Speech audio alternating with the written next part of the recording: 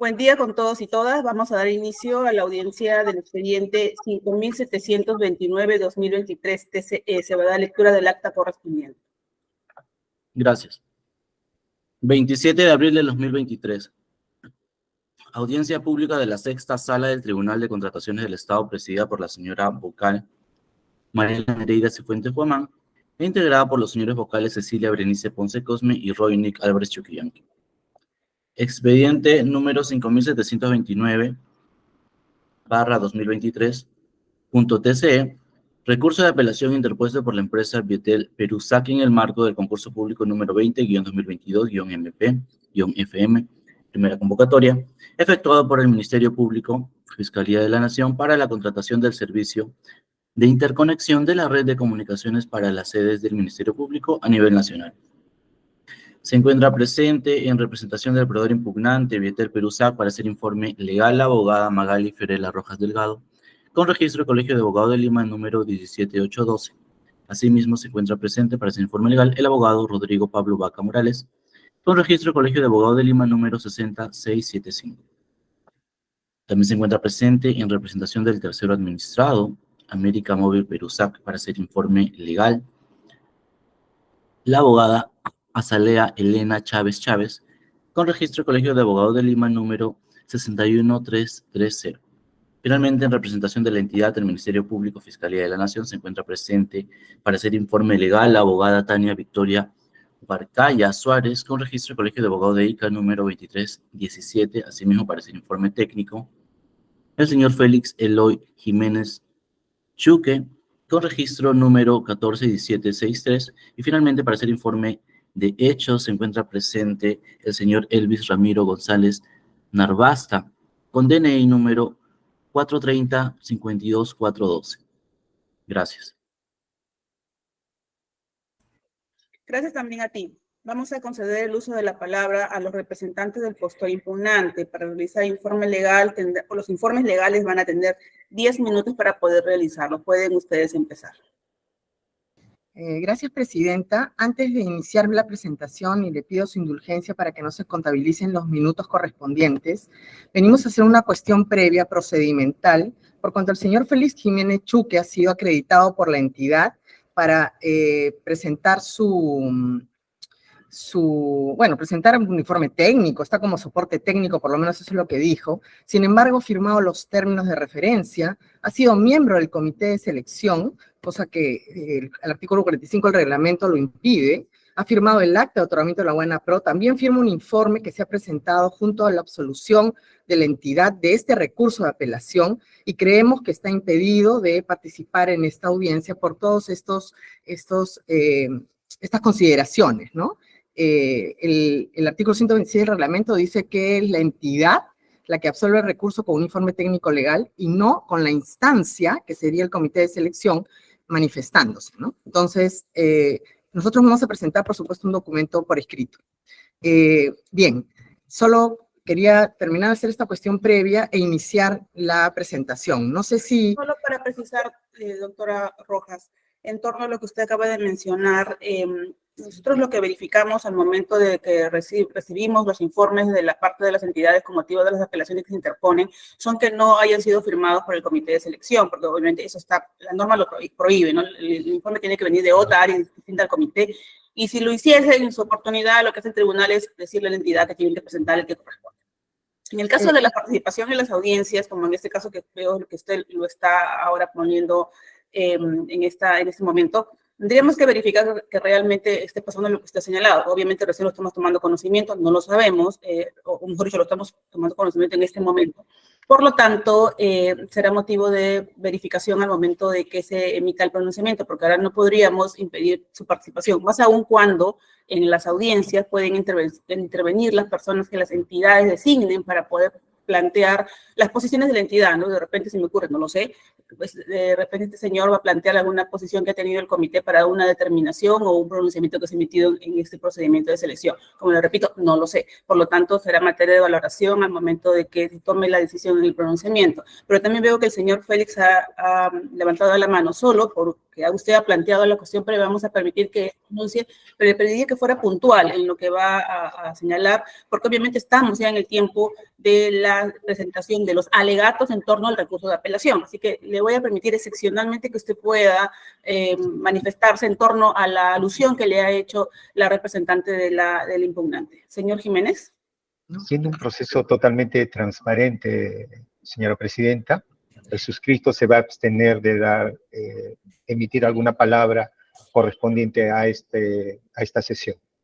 Correcto. Es correcto, soy miembro del comité especial, soy miembro también gerente del área usuaria, entonces me voy a abstener según lo que acaba usted de aclarar y precisar. Correcto, muy bien, señor Jiménez, muy amable, muchas gracias. Bien, entonces, no existiendo ya ningún tema en torno a lo que ha planteado la impugnante, vamos a conceder el uso de la palabra. Su tiempo va a empezar a partir de este momento. ¿Puede usted empezar, doctora? Muchas gracias, presidenta. No sé si se ve correctamente la presentación. Sí, la estamos viendo. Solamente le pediría que la ponga en pantalla completa, porque la estamos viendo en el Word, o en el PPT, perdón. No entiendo. Me pone el nombre. Perdón un momentito, que hay un problema técnico. Sí, acá está abierto. Cierres, escape. Y ahora sí. No está compartida. Pero comparto ahora sí. Abre y comparte. Compartir. Acá. Todo el mundo dice. Y pon tu compartir. Compartir. ¿No? El PPT. Y ponlo acá. Ahora sí se ve toda la pantalla, presidenta. Estamos viéndolo igual, doctora, pero continúe mejor para que el tiempo empiece. Ya, ahora sí, doctora. Ahora sí. ¿Ahora sí está correcto? Sí, correcto. Ok, muy amable, muchas gracias. Bien, efectivamente venimos a presentar nuestros alegatos interpuestos a través del recurso de apelación contra el otorgamiento de la buena pro del concurso público 020-2022. El objeto y valor estimado del concurso era el servicio de implementación e interconexión de la red de comunicaciones para las sedes del Ministerio Público a nivel nacional, con un valor estimado de 127.594.000 soles. El primer fundamento que tenemos que explicar es que el acta de la buena pro ha transgredido el derecho al debido procedimiento porque contiene una indebida motivación. ¿En qué sentido? El comité consignó y analizó de manera errónea la experiencia de uno de los ingenieros residentes propuestos, el ingeniero Óscar Aníbal Jaimes. ¿Qué decían las bases integradas? Exigía experiencia mínima de 2 años para estos 6 ingenieros residentes. Y que se presentan 3 constancias y específicamente en nuestro recurso de apelación precisamos que la constancia de trabajo de la empresa Platex se consigna de manera errónea en el acta, porque el comité no considera 13 días de la experiencia acreditada en principio por esta constancia de trabajo. ¿Qué dice el texto único ordenado de la Ley de Procedimientos Administrativos General sobre la debida motivación? Que los actos tienen que ser debidamente motivados y que deben estar fundados en derecho y deben reflejar la exposición de las razones jurídicas y los hechos correctos.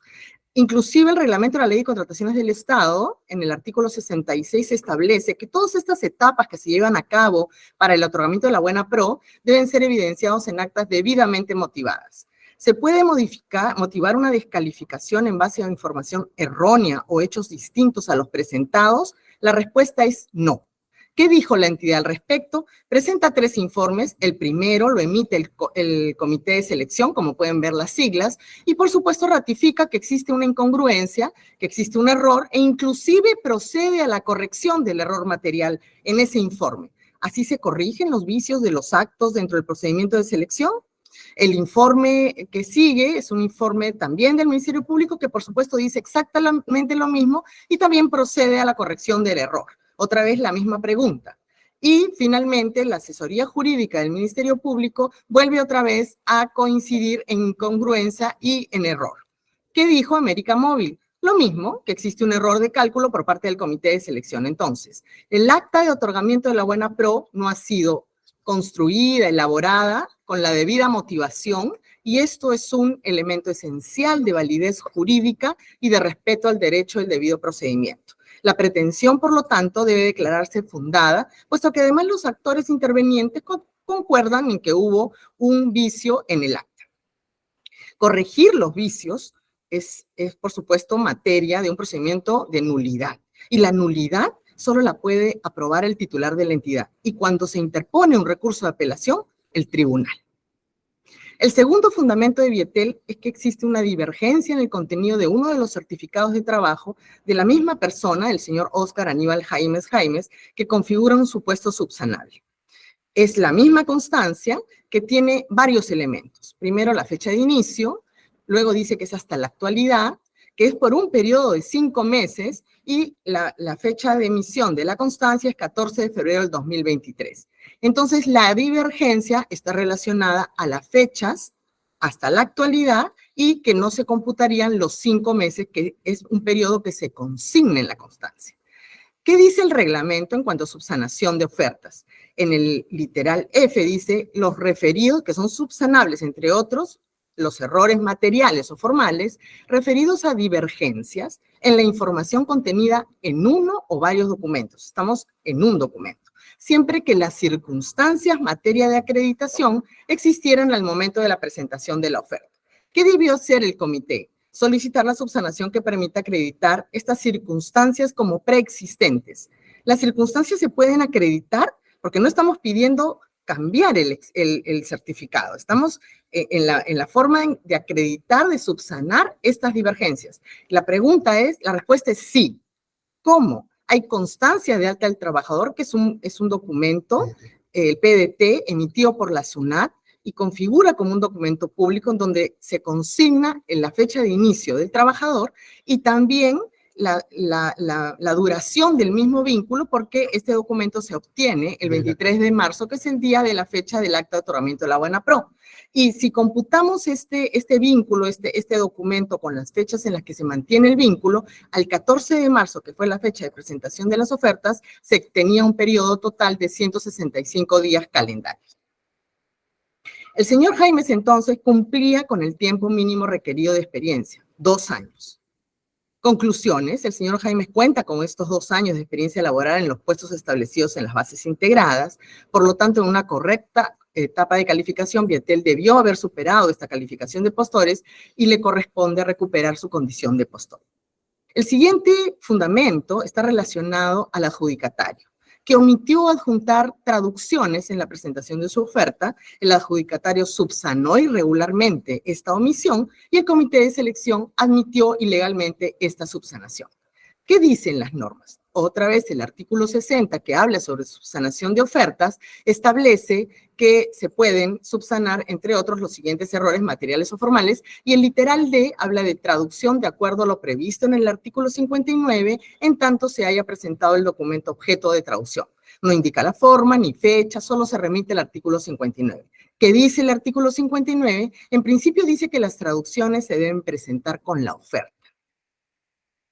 ¿Qué son las traducciones? Son documentos públicos, porque además de el mismo decreto, el mismo reglamento con el artículo 59 que alude a que deben ser solamente emitidas por traductor público juramentado o traductor colegiado certificado, el Ministerio de Relaciones Exteriores, como parte de su quehacer, establece las traducciones, obviamente sobre la base de las normas, de que son traducciones oficiales. Por lo tanto, son documentos públicos. Las traducciones son documentos públicos y sobre la base de eso, el literal H del artículo 60 establece que la no presentación de documentos emitidos por entidad pública o un privado ejerciendo función pública, que es el caso de las traducciones, siempre pueden ser subsanadas en la medida en que éstas tengan fecha establecida para la presentación de las ofertas. ¿Qué dijo el adjudicatario? Llega a decir inclusive que no se puede entender que los traductores públicos juramentados y o los traductores colegiados certificados ejercen función pública. Entonces, si fuera cierto este argumento, ni siquiera hubieran podido subsanar la presentación de documentos privados, porque solamente se pueden subsanar la omisión de documentos privados, públicos y no los privados. ¿Qué le pidió el Comité de Selección al adjudicatario? La subsanación de la omisión en la presentación de las traducciones. ¿Y qué cosa hizo el adjudicatario? Presentó todas las traducciones exigidas con fecha 22 de marzo, o sea, una semana después de la presentación de las ofertas. Inclusive el tribunal, a través de la resolución 1427-2019, emitida en la que ha participado esta emisión, dos de las vocales que están en esta sala, ya ha aclarado, ha precisado, ¿no?, que cuando se advierte que esta regulación del artículo 60 habla de errores formales o de formalidad que no haya cumplido la traducción, pero definitivamente se está hablando de la traducción que tiene la fecha de presentación de las ofertas. ¿Por qué la oferta no debió admitirse? El artículo 59 permite la presentación de documentos en idioma extranjero, pero en la medida en que estén acompañados de su traducción. El inciso D del artículo 60 debe ser interpretado de manera sistemática con el inciso H del artículo 60 y no cabe la posibilidad de subsanar una traducción que tenga fecha posterior a la presentación de las ofertas. Esto se refuerza, por supuesto, considerando que los traductores públicos y los traductores certificados ejercen función pública. Por lo tanto, siendo las traducciones documentos públicos, no se permite la subsanación de la omisión que no sea de documentos públicos, en virtud del principio de confianza legítima, y esto exige que debería ser subsanada con fecha de expedición no posterior a la fecha de presentación de oferta. Por lo tanto, el adjudicatario debe ser descalificado. Cuarto fundamento, el adjudicatario alteró el contenido del anexo 4, declaración jurada del plazo de la prestación del servicio, como bien. Otra vez el artículo 60 nos dice que son subsanables, entre otros, los siguientes errores materiales o formales: la omisión de determinada información en formatos y declaraciones juradas distintas al plazo. Entonces, ¿se puede omitir información? Sí, es subsanable, pero en este caso, lo que decían las bases era el formato 4 con información sobre el plazo de prestación del servicio. ¿Y qué hace el adjudicatario? Presenta toda esta información. No es que omita algo, sino que agrega cosas. Y estamos hablando de declaración jurada que tiene que ver con el plazo de prestación del servicio. Esto es insubsanable. El adjudicatario alteró el contenido del anexo 4 y esto no debió ser subsanado, ni admitido. Pero no solo eso, también modificó el anexo 2. El anexo 2, establecido en las bases, de la izquierda es lo que dice las bases integradas y en la derecha es lo que presenta el adjudicatario, añadiendo una serie de información. Entonces, al final, ¿qué hizo el comité? No respetó el trato igualitario a los postores. A América Móvil le ha permitido regularmente subsanar o presentar documentación que no corresponde, que no debe ser presentada así, y a Vietel no le permite la subsanación. Un detalle final, antes de terminar, Presidenta. Se menciona en el escrito de absolución de América Móvil que nuestra oferta es excesivamente onerosa, está por encima del 9.62% del valor estimado. Así que no existe excesiva onerosidad y además el artículo 68 del reglamento permite la reducción de la oferta económica que en el eventual caso que se dé se podría evaluar. Por lo tanto, solicitamos al Tribunal de Contrataciones del Estado declarar fundado en todos sus extremos el recurso de apelación interpuesto por Vietel contra el otorgamiento de la buena pro en el concurso público 20-2022, Ministerio Público, Fiscalía de Nación. Muchas gracias. A usted también. Vamos a conceder el uso de la palabra ahora a la representante del tercero administrado, doctora Chávez. Chávez, tiene usted 10 minutos para que realice el informe legal. Buenos días, señores miembros del tribunal. Voy a exponer haciendo la visualización de una diapositiva, si me permiten, antes de empezar el cómputo del plazo, poder proyectarla. Sí, claro.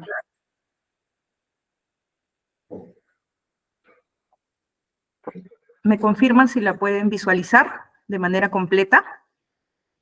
Sí, la podemos ver. Listo. Entonces, iniciamos la exposición. Vamos a descartar de plano que la impugnación de Vietel debe ser declarada improcedente. Hemos visto que la primera pretensión de Vietel efectivamente versa sobre el error de cálculo que existe en el cálculo de la experiencia Como bien dice Vitel, las bases establecían que la experiencia mínima tenía que ser de 2 años, es decir, 730 días.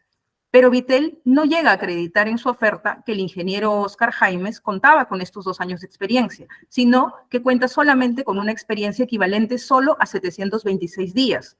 Vitel argumenta que si el comité de selección hubiese consignado la fecha correcta de la constancia Platex y no el 1 de febrero del 2023, como figuró en el acta, ellos habrían podido acreditar que el ingeniero Jaimes contaba con los 2 años de experiencia.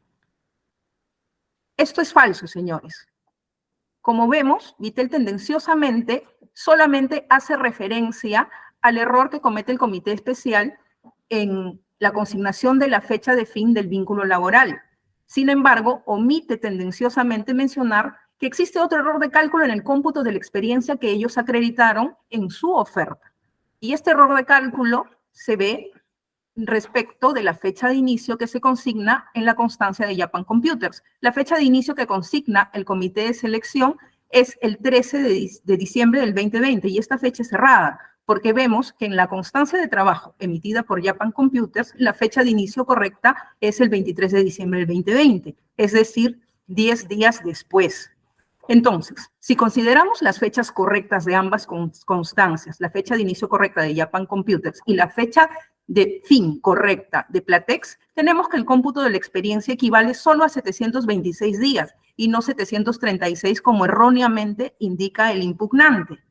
Aún con el cómputo correcto, Vitel no llega a acreditar documentalmente que el ingeniero Jaimes contaba con los 2 años de experiencia requerido en las bases.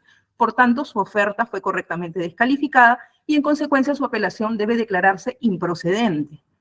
Respecto de la segunda pretensión de Vitel, que alega que existe una divergencia en el contenido de la constancia de la empresa Platex, ya que se habría consignado que el ingeniero Jaimes prestó servicios o lideró proyectos de telefonía por un periodo de 5 meses, cuando acabamos de ver que la fecha de inicio y fin del vínculo laboral consignado en dicha constancia hace un total de 4 meses y 14 días. Al respecto, es necesario que veamos qué es lo que dicen las bases estandarizadas del OCE y que fueron utilizadas en el marco de este concurso público. ¿Cuál es el contenido que debe tener las constancias o la documentación que utilizan los postores para acreditar la experiencia del personal clave? Esta información es la única que va a permitir al comité de selección calificar de manera idónea la experiencia. Y como podemos ver, entre la información que debe considerarse en las constancias, figura como requisito indispensable que se consigne el plazo de prestación indicando el día, mes y año de inicio y de culminación. La Dirección Técnica Normativa del OCE también se ha pronunciado en anteriores oportunidades indicando que para determinar que se cumple con el requisito de calificación de la experiencia del personal clave, la documentación que presenta el postor para acreditar esta experiencia, además de incluir en su contenido lo que establece las bases estandarizadas, tiene que generar una certeza en el comité de selección, sobre todo respecto de cuál es el plazo de inicio y fin del vínculo laboral que se pretende acreditar en la fecha de presentación de propuestas. Vamos a analizar rápidamente cuál es la información que consignaba la constancia emitida por Platex. Acá vemos que incluye los nombres y apellidos del personal clave, incluye su cargo desempeñado, incluye el nombre de la organización que emite el documento y también los nombres y apellidos de quien lo firma, incluye la fecha de emisión del documento y de manera clara incluye el plazo de la prestación indicando el día, mes y año del inicio y la culminación.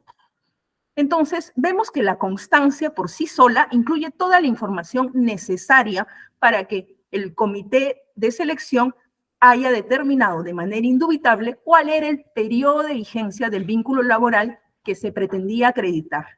Tan clara es esta constancia, señores, que para Vitel no hay dudas ni divergencias sobre cuál es el periodo acreditado. En su propia apelación, Vitel menciona que el comité de selección debió considerar como fecha fin el 14 de febrero del 2023. Es más, indican en el numeral 4.5 de su apelación de manera textual que el periodo laborado por el ingeniero Jaimes va desde el 10 de octubre del 2022 hasta el 14 de febrero del 2023 y nos invitan a revisar el folio 99 de su oferta. Finalmente, lo vuelven a mencionar en el cuadro que hacen referencia al cómputo total de la experiencia y establecen nuevamente que la fecha fin debe ser el 14 de febrero. Subsanar, señores, el contenido de esta constancia para incrementarle días a la experiencia que fue acreditada el día de presentación de las ofertas implica permitirle al impugnante que modifique el contenido de su oferta, y esto contraviene el artículo 60 del reglamento.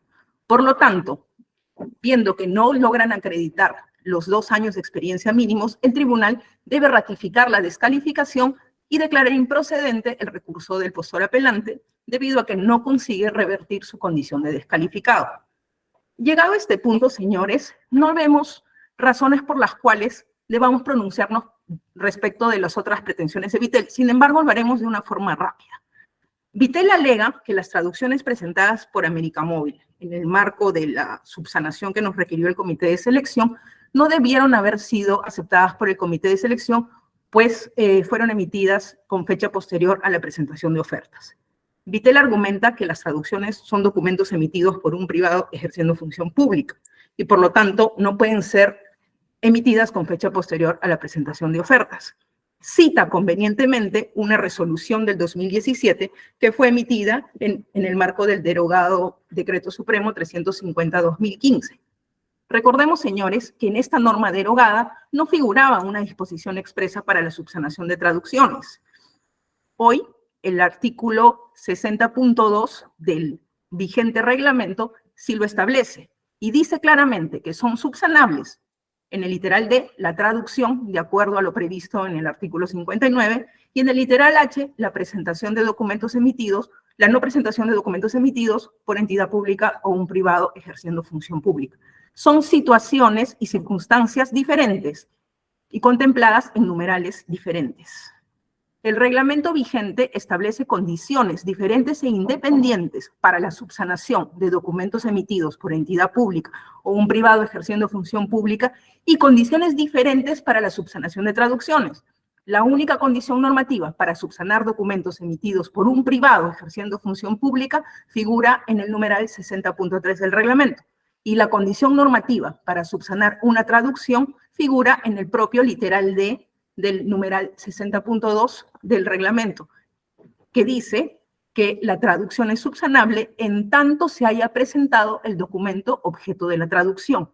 Y esta interpretación ya ha sido recogida por el Tribunal de Contrataciones en el marco del reglamento vigente. Veamos lo que dice la resolución 1427, que fue mencionada incluso por la doctora Magali.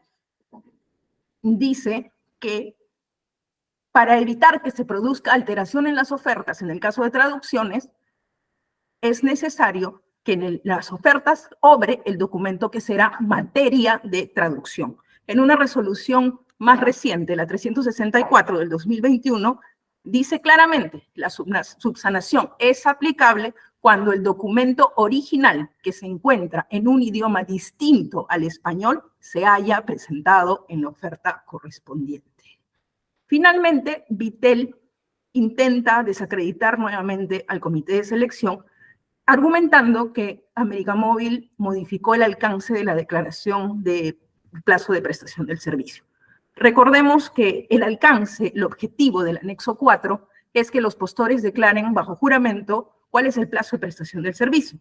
Y para esto es importante saber cuál era el plazo que requerían las bases. El plazo de prestación del servicio, señores, era de 1096 días calendario, y este plazo sería computado luego de ser suscrita el acta de culminación de la implementación. Este dato es importante porque una vez que finaliza la implementación, recién se computa el plazo de ejecución del servicio, y el plazo de implementación no podía superar los 150 días calendarios. ¿Qué es lo que presentó América Móvil?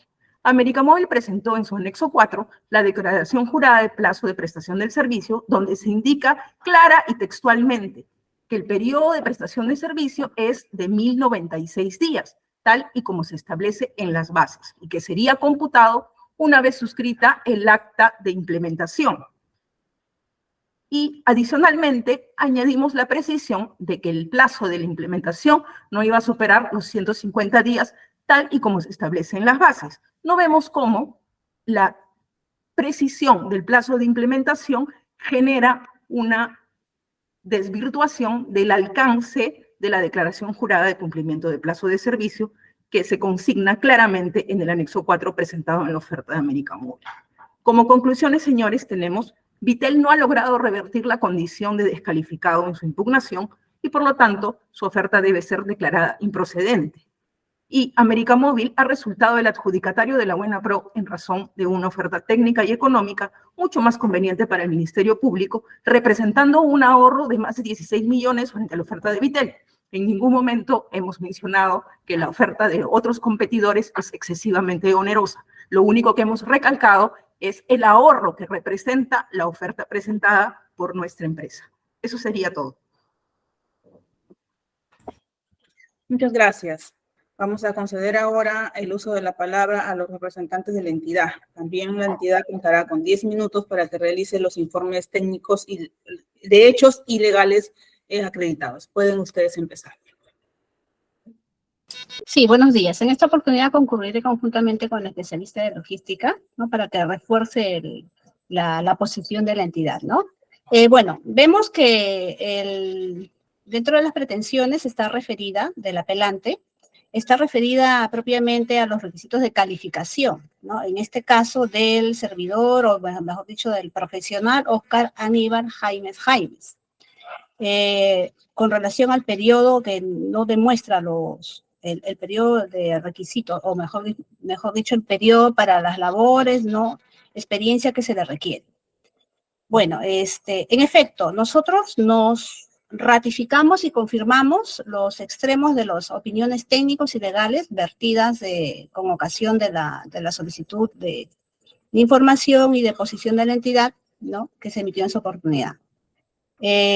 Como se ha mencionado, si bien es cierto, hubo un reconocimiento de parte de la entidad de un error material, ¿no? En cuanto a la suma, ¿no? Pero también es cierto de que al sumar la experiencia de acuerdo a la aclaración que se hizo, se obtendría el mismo resultado. No variaría, por tanto, ha sido debidamente calificado, ¿no?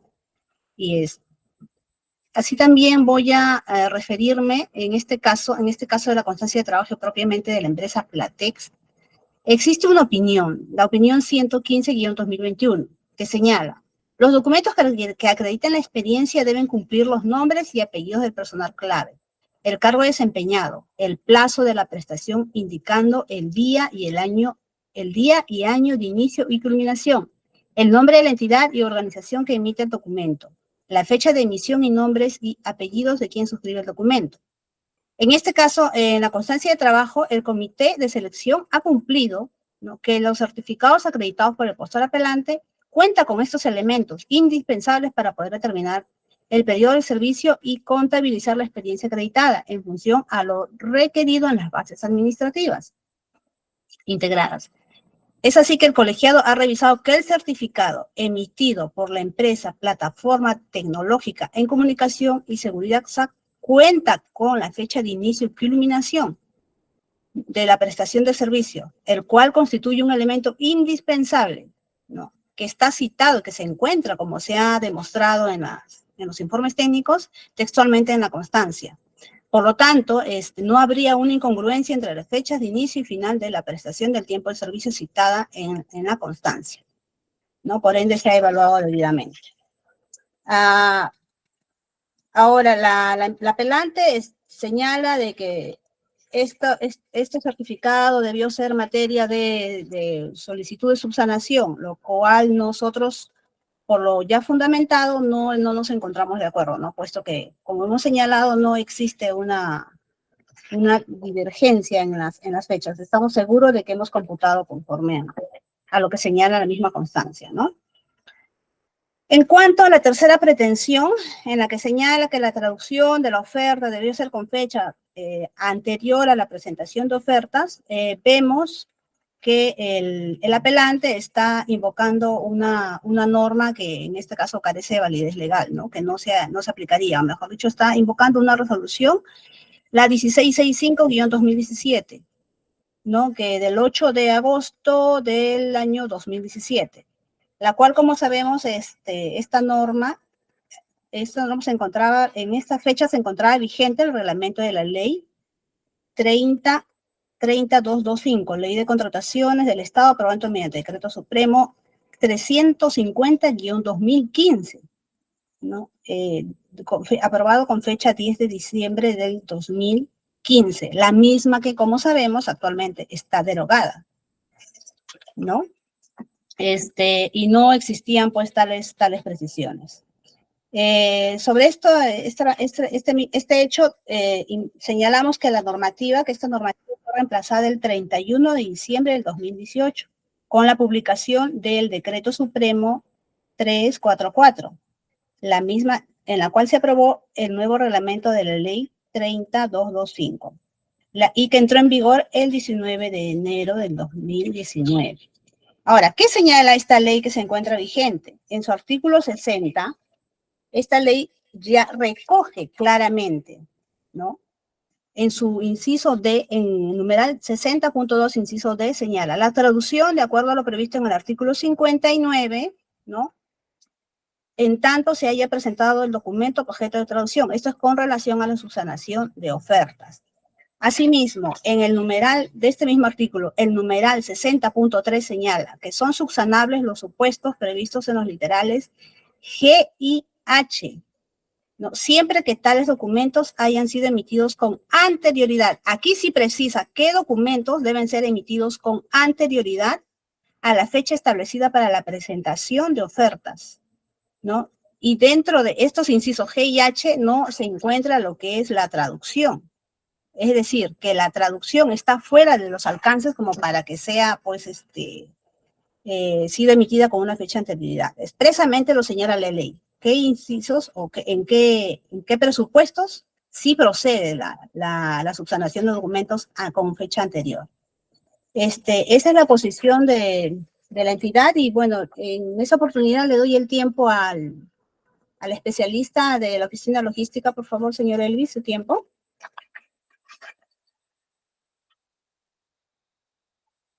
Sí, presente. Sí. Sí, doctora. Perdón, ¿podría repetir la última parte de su intervención? Estaba con un poco de problemas de audio. No, sí. Iba en la línea de que el numeral 60.3, hasta ahí me quedé, 60.3 del artículo 60 del reglamento, señala qué incisos son los que sí deben ser emitidos, ¿no? Los documentos que deben ser emitidos con anterioridad. Aquí sí precisa. Ahí me quedé, ¿no? Pero que no está enmarcado dentro de lo que es el supuesto de la traducción.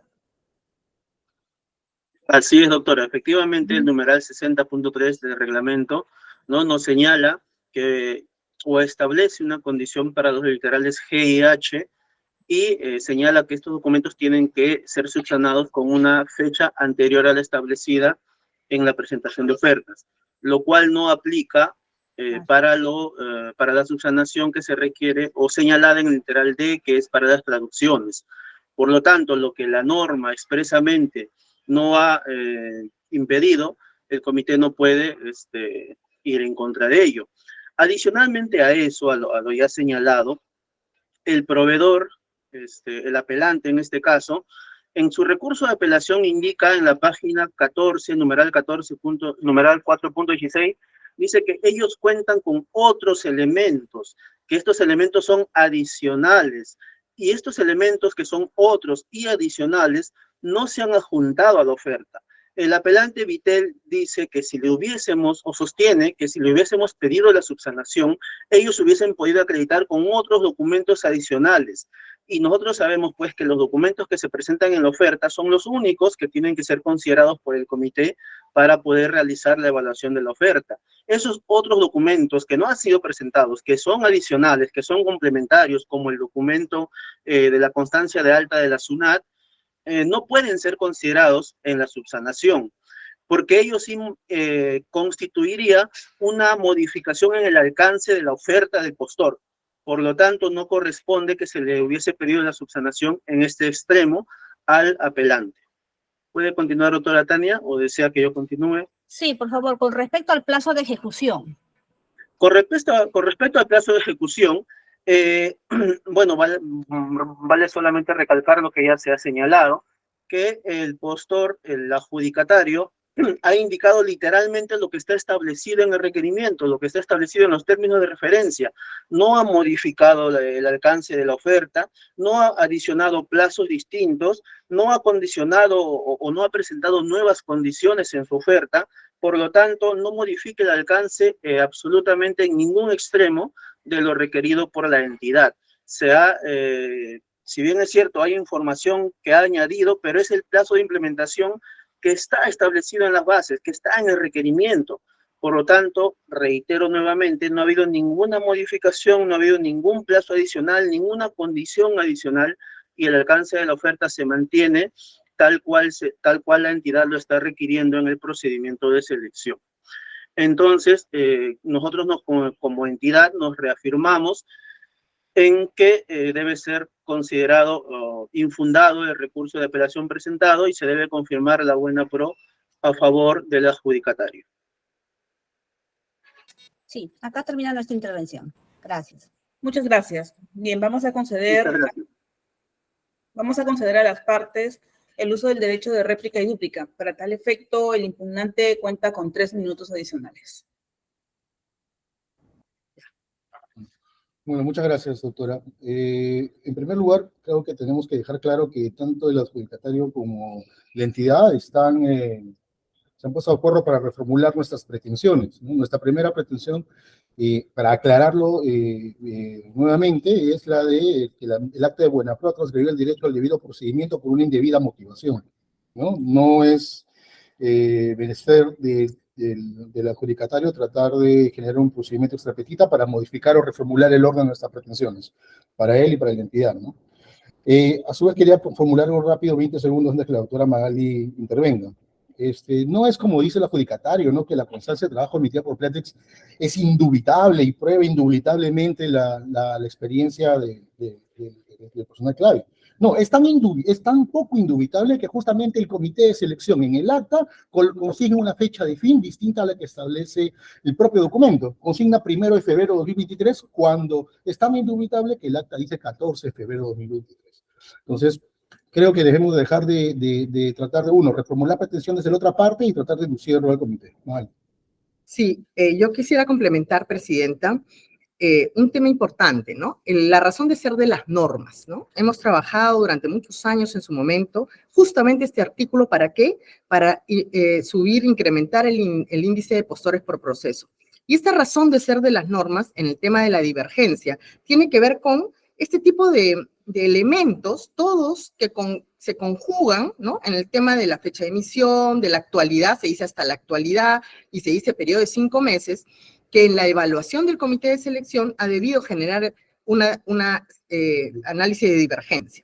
¿Cómo se está subsanando? No se está, creo que por ahí lo han mencionado, que uno quiere presentar otro documento al alcance. No, lo que se hace en este tema, en ese supuesto de divergencias, es acreditar que estas situaciones han sido preexistentes al momento de la presentación de la oferta. Es básicamente lo que dice nuestro recurso y lo que corresponde de acuerdo a lo que establece el artículo 60. Y con relación a las traducciones, un detalle, ¿no? El artículo 60 habla de subsanación de errores materiales o formales de documentos presentados. La situación más crítica, ¿no? La admite, es decir, no se presentó el documento, no hubo omisión en la presentación, solo cuando los documentos son públicos. ¿Y cuándo los documentos son públicos? Cuando han sido emitidos por una entidad pública o con un privado que ejerce función pública, como son los traductores públicos juramentados y los traductores certificados colegiados. Entonces, en esta omisión, para subsanar esta omisión se requiere que estos documentos sean públicos y por supuesto también se requiere, lo dice la norma, que se cumpla con lo establecido en el artículo 59, si no entonces estamos vulnerando una y otra vez el principio de igualdad ante el procedimiento de parte de los postores. Finalmente, el representante del Ministerio Público lo ha graficado en su manifestaciones, nosotros lo vamos a mencionar con mucho detalle, segundos y minutos específicos.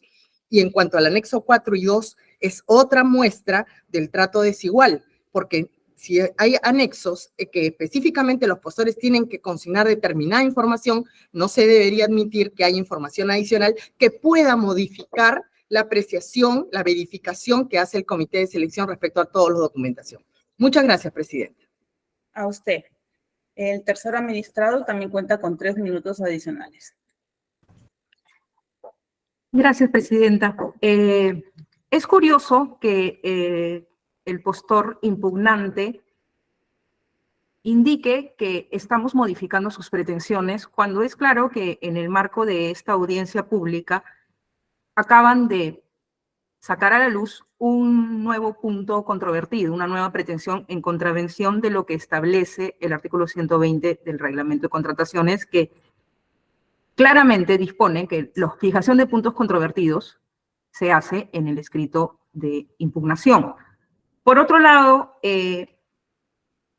la información contenida en la constancia es tan indubitable que Vitel mismo en su apelación dice que si se hubiera consignado la fecha 14 de febrero del 2024, ellos hubieran podido acreditar la experiencia del personal clave. Claro, eso porque no les conviene mencionar que también existía un error en el cómputo de la experiencia de Japan Computers y aún con ello no llegan a acreditar la experiencia. Ahora, Vitel solicita que indebidamente, en vía de subsanación, se le permita acreditar que su personal clave contaba con la experiencia de más de 2 años presentando documentación que de manera extemporánea. Entonces, vemos que no existe ningún juicio lógico para que el postor impugnante revierta su condición de descalificado. Finalmente, respecto de las traducciones, el artículo 60 del reglamento establece que son subsanables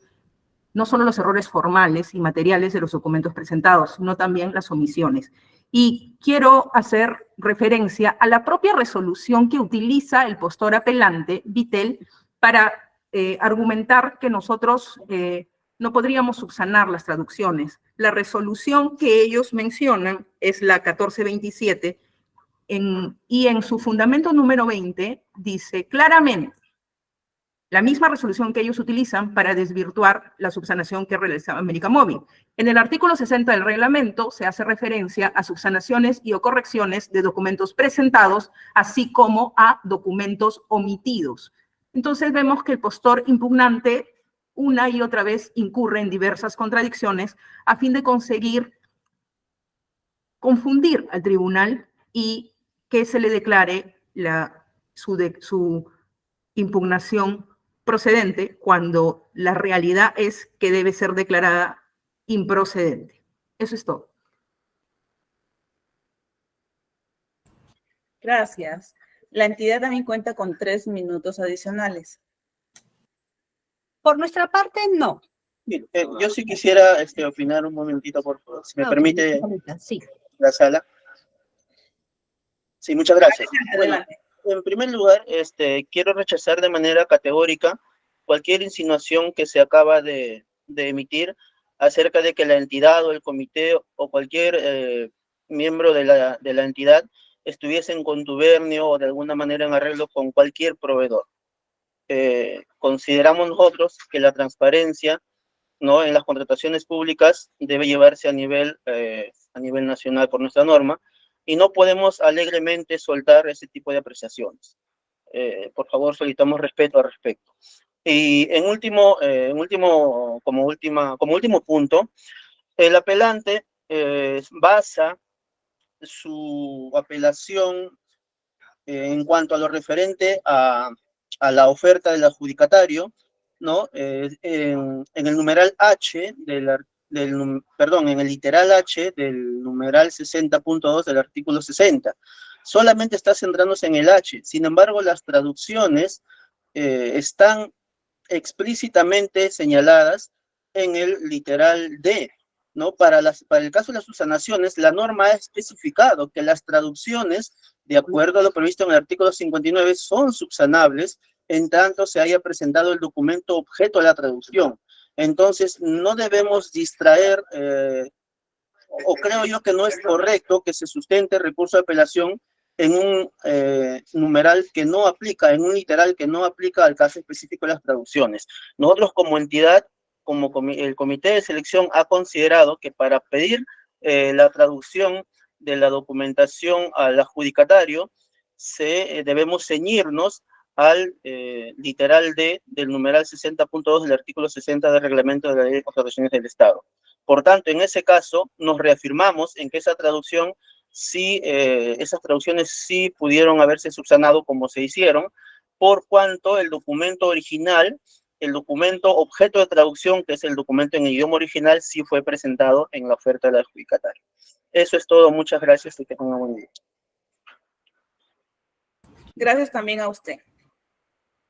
Vamos a iniciar la etapa de consulta. Señores vocales, ¿van a realizar consultas en el presente caso? Buenos días, señora presidenta. Buenos días con todos. Sí, por favor. Adelante, doctor. Gracias. A la doctora Magali Rojas, por favor, como representante del impugnante, se está cuestionando uno de los documentos que se ha presentado para acreditar uno de los requisitos de calificación. Como sabemos, los requisitos son aquellas capacidades que debe demostrar el proveedor. Y la apelación menciona de que podría este documento, que ha generado un poco la confusión, ser objeto de subsanación. Mi pregunta es, ¿cómo este documento no alteraría el contenido esencial de la oferta, toda vez que la subsanación es posible en la medida que estemos en aspectos formales que no alteren el contenido esencial de la oferta? Esa es la primera pregunta. Y la segunda, que por favor se pronuncie respecto del cuestionamiento que se ha hecho sobre el periodo de la constancia de Japan Computer, que también al parecer habría una imprecisión o un mal cálculo por parte del comité que sería determinante para la calificación de la oferta. Estas dos preguntas, por favor. Muchas gracias. Nos permite aclarar.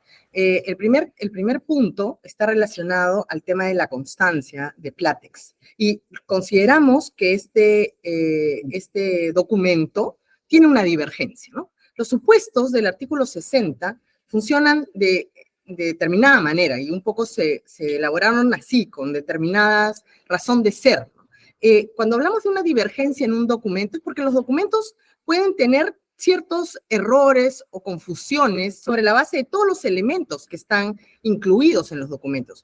En este caso, hay una fecha de inicio, dice hasta la actualidad, ¿no? Y luego habla de un periodo de 5 meses, ¿no? Entonces, obviamente, esta divergencia, porque efectivamente, si sacamos un cómputo del inicio con la fecha de emisión, ¿no? No dan 5 meses, pero justamente ese es el supuesto que consideramos está en el literal del artículo 60 que hemos mencionado, y la manera de subsanar no es intercambiando el certificado y poniendo uno que tenga fecha ni siquiera el 14 de marzo, sino es acreditar que las circunstancias existentes al momento de la presentación de la oferta ratifican que el vínculo laboral de esta persona continúa. ¿Por qué? Porque efectivamente el postor tiene que ser diligente en preparar su documentación y presentarla, y que esta documentación acredite su capacidad operativa, su personal clave, ¿no? Pero cuando existen estas posibilidades, se pueden subsanar, si no, ¿cuál sería el supuesto de la divergencia? ¿Y cómo se tendría que acreditar? Se acredita con un documento que sea documento público, que valida que este vínculo laboral se ha mantenido como vigente hasta el mismo 14 de marzo, que fue la fecha de presentación de las ofertas, ¿no? Acá el señor Bacat quiere complementar, no sé si es posible. Adicionalmente a lo señalado por la doctora Rojas, la posible subsanación o aclaración de la constancia por divergencia no modifica el contenido sustancial de la oferta, porque no se está cambiando al personal clave, no se está cambiando su posición, no se cambia la experiencia requerida por los términos de referencia como para el personal clave para la prestación. Lo único que hace es, esa documentación adicional es validar o confirmar que preexistía la relación laboral, que preexistía el inicio de fecha y que a la fecha de presentación de la oferta el señor estaba trabajando para esa empresa y continuaba trabajando para esa empresa. Por lo tanto, no hay una modificación sustancial del contenido de la oferta. Y sobre la consulta de IAPAN, doctor, justamente es parte de las observaciones en su primer fundamento, ¿no? Que el acta tiene una serie de errores y incurre en indebida motivación, porque es el comité de selección que al momento de consignar las fechas y demás, también se equivoca, muy bien apuntado por la doctora representante de Claro, también se equivoca en el acta. Entonces, no es que hay un error en nuestro documento presentado respecto a la experiencia en la empresa Japan, sino que este error se constituye o se configura dentro del acta preparada por el comité de selección, solo para aclarar. Ok, y si consideramos el nuevo plazo o el plazo correcto de Japan, y considerando que se ha subsanado, corregido el documento que objeto de cuestionamiento, ¿contaría con los 2 años de experiencia? ¿Con el Más de nuevo 2 Japan? años. Con más de 2 años, doctor. 2 años, 15 días aproximadamente. Efectivamente. Ok, gracias. Va a ser revisado por el tribunal. Y otras preguntas ahora al representante o representante de la entidad. Hay varios cuestionamientos que se han dado, he reparado en 2 de ellos. Hubo una solicitud de subsanación a la omisión de haber presentado la traducción de determinados documentos. Pero advierto que hubo un documento que no se requirió la subsanación, pero el proveedor American Mobile lo presentó. Ese documento, por lo que leo de la absolución, señalan que ese documento se presentó de manera complementaria. Me refiero al folio 182. Quisiera que ustedes nos confirmen si en efecto se trata de un documento que se presentó de manera complementaria, con lo cual en principio no requiere la traducción, ya que no está acreditando algo específico, o si correspondía la subsanación también de ese documento. Esa es como primera pregunta. Y la segunda pregunta está referida al plazo. En efecto, veo que esta prestación involucra un plazo y también un plazo de servicio y un plazo de implementación, que ha estado detallado de manera específica en la sección de términos de referencia, así como en la proforma del contrato. Pero en la sección inicial de la sección específica de las bases, cuando señalan el plazo, solamente se han referido al plazo de servicio. ¿No considerarían que habría una poca claridad respecto de la determinación del plazo, ya que en un caso un postor ha considerado el plazo determinado en la sección de plazo, en la parte inicial, y otro considerado también en la implementación? Esas 2 preguntas, por favor. Ok, muchas gracias por su pregunta. En primer lugar, el comité de selección, al momento de evaluar la documentación de subsanación que presentó el adjudicatario, se ha ceñido únicamente al documento que subsana la traducción requerida. Como vuelvo a repetir, no se puede considerar ningún documento adicional que no ha sido presentado o que no ha sido requerido para subsanar. Nos ceñimos únicamente al pedido formal que hace la entidad. Y aquí quiero también indicar algo. El apelante indica que si le hubiésemos pedido la subsanación, no iba a modificar su constancia, sino iba a acreditar con otros documentos. Entonces tampoco hubiese sido considerado, por cuanto como comité, como entidad, nosotros consideramos que solamente se validan o se revisan los documentos que han sido presentados en la oferta. Cualquier otro documento modifica el alcance de la oferta, por cuanto no es considerado por el comité de selección.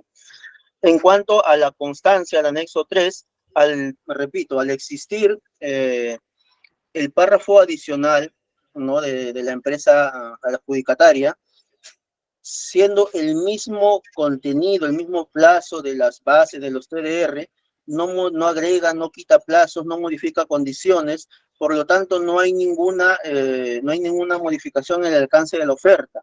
Por lo tanto, la entidad ha considerado válido este anexo, por cuanto el plazo requerido para el servicio está expresamente indicado en ese anexo y no genera duda alguna sobre que ese plazo se vaya a regir a otras condiciones, a otras motivaciones o vaya a tener otro requisito previo para su cómputo.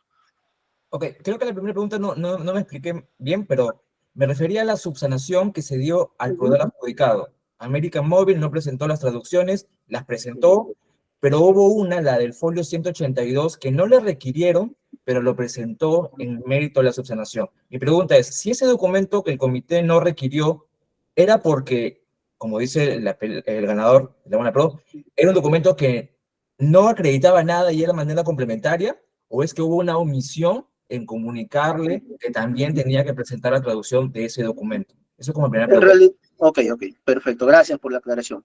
En realidad ese documento no aporta la validación de la experiencia o de la capacitación del personal propuesto.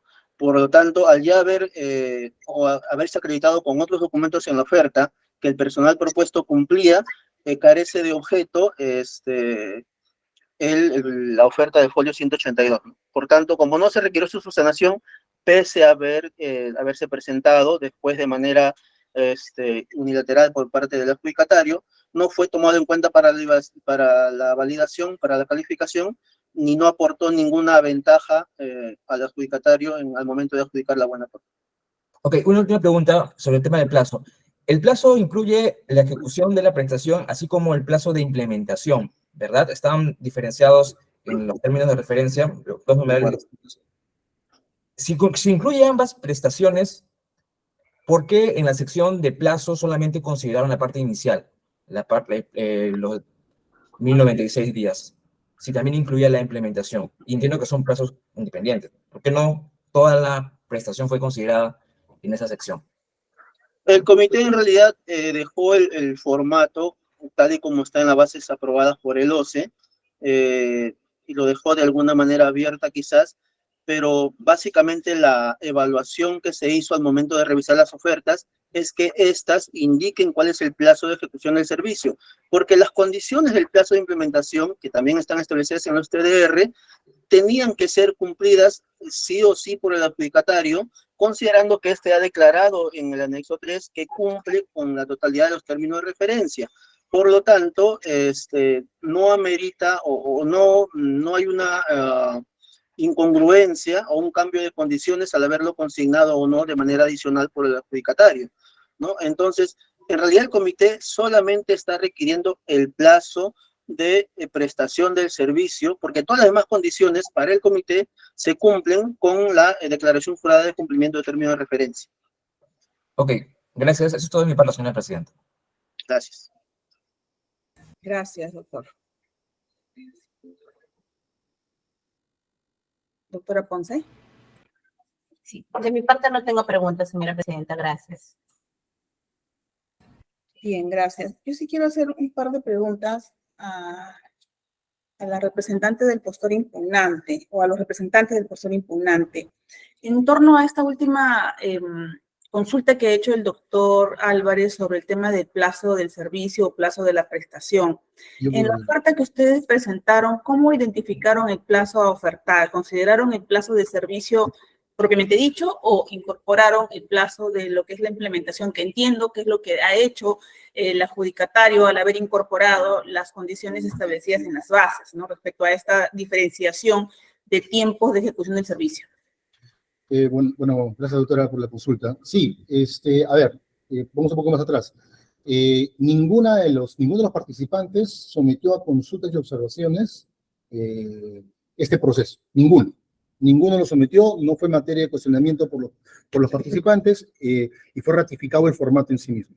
Ahora, el plazo de 1095 días se encuentra establecido entre la parte de la base administrativa general, es el plazo de servicio. Bien claro, plazo de prestación de servicio. Los TR hacen una diferenciación, es totalmente distinto, pero el anexo te pide que señalas, y eso dice el título, declaración jurada de plazo de prestación de servicio. Y nosotros, ciñéndonos a lo que estrictamente establece las bases administrativas, en la parte del plazo de prestación se completó la información así, porque entendemos que la información es clara, porque ningún postor lo sometió a consideración. Y eso es lo que no entendemos por qué, ¿no? Se permite este tipo de modificaciones a formatos ya establecidos cuando no fueron materia de consulta, siquiera por las bases, y para nosotros realmente estaba claro, porque estuvieron establecidos así en las bases administrativas en la parte de prestación de servicio. Correcto. Y una consulta, no respecto al tema, pero vinculado, sí. En este tipo de servicios donde hay operadores que van a ingresar nuevos con sus equipos, me imagino, con todo el equipamiento que traen, siempre suele haber servicio o periodo de implementación, ¿correcto? Sí, siempre suele haber un periodo de implementación. Okay. Pero y ese periodo de implementación se suele costear, o sea, entiendo que en las ofertas económicas de los postores sí está considerado ese periodo, esas actividades que van a realizarse, porque imagino que hay personal involucrado y actividades que se realizan. Bueno, depende en general, depende de lo que establezcan las bases. Hay bases y entidades que establecen pagos por implementación, Y hay bases y entidades que no establecen pago por implementación y un prorrateo en el pago de la prestación del servicio. Se prorratea el costo de implementación en el plazo de prestación del servicio, ¿no? En el caso de Vitel, en este caso, nosotros hemos prorrateado, vamos a prorratear el costo de implementación final en el plazo de prestación de servicio, que obviamente es dividido en las 36 meses de nuestra oferta, que no ha cambiado, que no va a cambiar, ¿no? Por ahora, ¿no? Correcto. Y una pregunta ya en torno al primer cuestionamiento que tienen ustedes planteado en su recurso de apelación, que tiene que ver con esta constancia del ingeniero Jaime Jaimes. Si bien es cierto, a lo largo de la exposición, tanto ustedes como las partes que han participado, entidad y adjudicatario, han planteado sus argumentos en torno a este punto, y también el doctor Álvarez ha hecho varias preguntas en torno a ello. Sí quisiera, en todo caso, que me aclaren un aspecto en torno a ello. Ustedes, cuando han presentado su apelación, han planteado dos aspectos a mi modo de ver. Quiero que me confirmen eso. Lo primero es el error que cometió el comité de selección al consignar una data o una información que no corresponde con la constancia que ustedes presentaron, que está el error contenido en el acta respecto de la constancia que emite esta empresa Platters a favor del ingeniero Jaimes. Y el otro tema que ustedes han traído a colación en su apelación es el tema de la divergencia, que es lo que ustedes quieren que se tome en cuenta para considerar el periodo que correspondería al servicio que prestó este ingeniero en la empresa que emitió la constancia. Respecto al primer punto, ¿no? Del error que cometió el comité, si nosotros consideráramos que, o como ha quedado acreditado, porque el comité lo ha dicho, ha aceptado que ha habido un error allí en el acta, si solamente nos quedamos en el primer punto, sin considerar la divergencia que ustedes han traído a colación, si superamos este error y consideramos que con ese error ya queda claramente determinado la experiencia de este personal propuesto, con esa información y sin considerar el otro error que ha traído a colación el adjudicatario, que es respecto del Japan Computer, que es el otro tema, ¿no? Solamente respecto al primer punto que ustedes traen en la apelación. Si consideramos que que el problema se supera, ¿no? Porque el error ha sido aceptado por la entidad, ¿con eso cumplirían su empresa o es necesario, me refiero al tiempo de experiencia, o es necesario que se tome en cuenta sí o sí el tema de la divergencia que ustedes han traído a colación para que se pueda cumplir con el periodo solicitado a este personal propuesto? Sí, gracias, Presidenta, por la pregunta, porque nos permite aclarar justamente cuál es el esquema de nuestras pretensiones. La primera pretensión no tiene que ver con la constancia, tiene que ver con el acta, con la debida motivación del acta, independientemente que el resultado de esa debida motivación pueda ser impugnado o no pueda ser impugnado, y lo está haciendo luego a propósito de la divergencia en la segunda pretensión. Creo que las autoridades, las entidades públicas y los actos administrativos que establecen derechos, definen situaciones, tienen que estar debidamente motivados. Por eso, nuestra primera pretensión está relacionada básicamente a esa motivación. Inclusive, por ejemplo, la falta de motivación con relación a las traducciones también. Ahí hay un problema adicional también, porque no hay una debida motivación de por qué aceptan unas traducciones con fecha posterior a la presentación de las ofertas. Entonces, sí me gustaría que quedara bastante claro que la primera pretensión a la cual ustedes como tribunal tienen que pronunciarse es la indebida motivación del acta. El acta de otorgamiento de la buena pro no es cualquier documento privado, es un documento público que define situaciones jurídicas y debe estar adecuadamente emitido. Ahora, a propósito de la respuesta, tal como están el puntaje, tomando en consideración no los 5 meses, sino la fecha de emisión de la constancia, que ya pasamos a la segunda pretensión, efectivamente no cumpliríamos si es que se maneja esa fecha. Nosotros estamos queriendo demostrar y acreditar que podemos configurarnos en el supuesto de divergencia y que en virtud a ello hay una situación preexistente a la presentación de ofertas que debería considerar estos 5 meses y con los que, por supuesto, se cumple con los 2 años mínimo de experiencia para este residente. Y permítame, por favor, su indulgencia de aclararle al representante de la entidad que no hemos podido hacerlo a propósito de las preguntas. Nadie está hablando de corrupción, nadie está alegremente diciendo ni manifestando absolutamente nada con relación a eso. Estamos invocando principios de las contrataciones públicas como el trato igualitario, nada más. Muchas gracias. A usted. Y una pregunta final a la representante del adjudicatario. Doctora, en torno también a la pregunta que hizo el doctor Álvarez, respecto de esta situación de este folio 82, ¿no? O este documento denominado folio 82, que habría sido presentado por ustedes sin que haya sido requerido por parte de la entidad al momento de la subsanación. ¿Eso es correcto? ¿Qué pasó en torno a este folio? Porque la entidad ha señalado de que ese documento no serviría para acreditar o sería un documento complementario. Explíquenos, por favor, ese tema, si fuera tan amable. Sí, señora presidenta, muchas gracias por la pregunta, porque sirve para aclarar este tema.